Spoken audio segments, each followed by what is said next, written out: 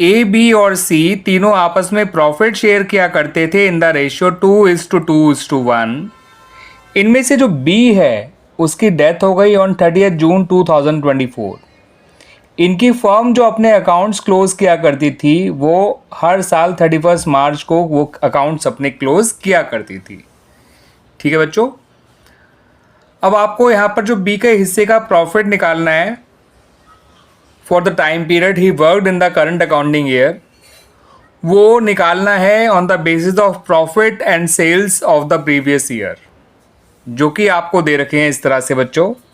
आपको पिछले साल का सेल दे रखी है ₹3 लाख और प्रॉफिट दे रखा है ₹30,000, और फिर आपको जो है करंट ईयर में जितने महीने इसने काम किया फर्स्ट अप्रैल से लेकर 30 जून 2024 तक, उतने पीरियड की सेल्स भी आपको दे रखी है बच्चों ₹1 लाख।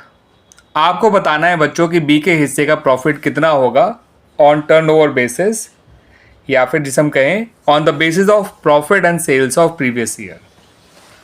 तो इसके लिए बच्चों आपको 3 स्टेप परफॉर्म करने होंगे बी के हिस्से का प्रॉफिट निकालने के लिए।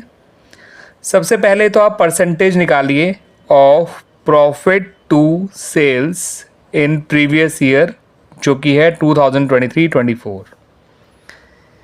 इस प्रॉफिट को निकालने के लिए आपको लास्ट ईयर के प्रॉफिट को लास्ट ईयर की सेल से डिवाइड कर देना है और मल्टीप्लाई 100 से करना है। आपको ये प्रॉफिट का परसेंटेज मिल जाएगा 10, यानी लास्ट ईयर प्रॉफिट जो था वो सेल्स का 10% था। अब इसके बेसिस पे आपको बच्चों estimated profit of current year निकालना है टिल डेथ। ठीक है बच्चों, ये पूरे फर्म का एस्टिमेटेड प्रॉफिट होगा करंट ईयर का टिल डेथ। उसके लिए जो भी आपने प्रॉफिट परसेंटेज ढूंढा था लास्ट ईयर, उसको करंट ईयर की सेल से मल्टीप्लाई कर दीजिए, ये निकल कर आ जाएगा 10,000। ठीक है बच्चों, आखिर में आपको बी के हिस्से का प्रॉफिट निकालना है।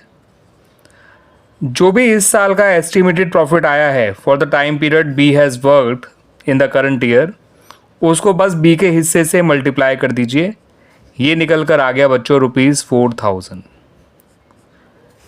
अब इस प्रॉफिट की एंट्री नहीं मांगी है हमसे, लेकिन अगर एंट्री मांगी गई होती तो वो एंट्री बनती profit and loss suspense account debit to B's capital account. Clear बच्चों, आगे समझ में?